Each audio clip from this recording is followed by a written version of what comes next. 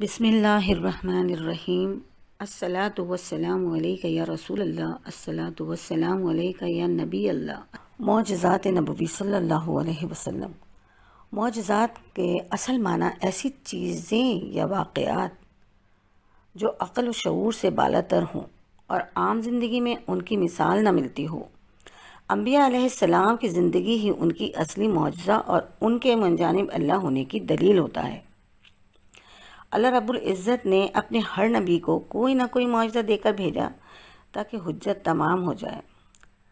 ہم سب جانتے ہیں کہ حضرت ابراہیم علیہ السلام، حضرت موسیٰ علیہ السلام، حضرت داؤد اور حضرت عیسیٰ علیہ السلام اور بہت سے انبیاء کو اللہ تعالیٰ نے کتنے معجزات سے نوازا تھا، لیکن ان کے معجزات ایک خاص وقت کے لیے، خاص قوم کے لیے اور خاص موقع کے لیے تھے۔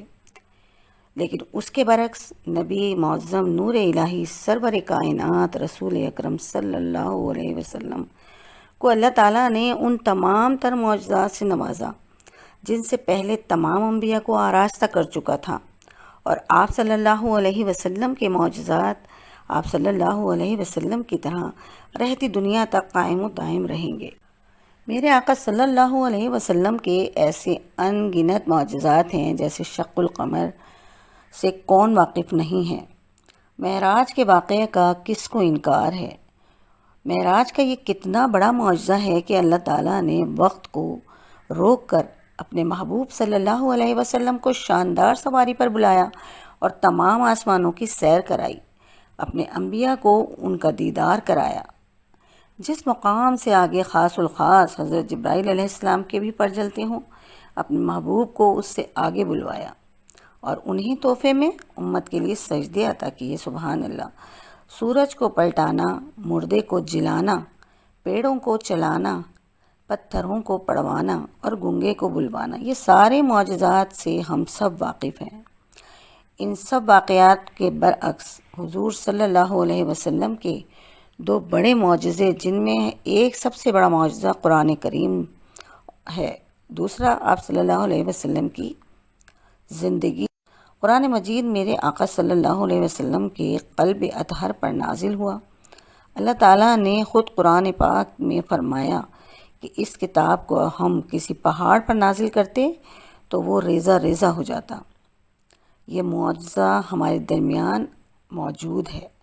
آپ صلی اللہ علیہ وسلم کی زندگی، وہ زندگی جس میں آپ صلی اللہ علیہ وسلم کو صادق اور امین کا لقب پایا، پھر وہ زندگی جس میں آپ صلی اللہ علیہ وسلم ہزاروں دشمنوں کے بیچ میں رہتے ہوئے حق کی تقریر کی اور پھر ہمیشہ دشمنوں سے بچ جانا۔ یہ کیا کم معجزہ نہیں کہ دشمن گھر کے باہر تلوار تھامے کھڑے ہوں اور پھر بھی بخیر و عافیت ہجرت کا عمل وقوع پذیر ہو جائے۔ سبحان اللہ، سبحان اللہ۔ معجزہ اور نظر بندی یا سحر میں صرف یہ فرق ہے کہ معجزہ حقیقتاً وقوع پذیر ہوتا ہے اور ہمیشہ اچھائی کے لیے ہوتا ہے، جبکہ سحر برائی کے لیے ہی ہوتا ہے۔ شق القمر کو لوگوں نے ساحری کہا اور ایمان نہ لائے، لیکن آج پوری سائنس اپنی آب و تاب سے یہ ماننے کو تیار ہے کہ چاند کے دو ٹکڑے ہوئے تھے۔ تو معجزہ یہی ہوتا ہے کہ جس کا اثر دور رس ہو اور لوگ اس کو سمجھ نہ سکیں، کیونکہ سمجھ میں وہ چیز آتی ہے جو ہماری عقل سے چھوٹی ہو، اور معجزہ اللہ کی طرف سے جیسے اللہ سمجھ میں نہیں آتا ایسے ہی اس کا عمل بھی نہیں آتا۔ اللہ تعالیٰ ہم سب کو حضور صلی اللہ علیہ وسلم کی سنتوں پر چلنے کی توفیق عطا فرمائے۔ اللہ تعالیٰ آپ سب کو خوشیاں اور آسانیاں عطا فرمائے۔ آمین ثم آمین یا رب العالمین۔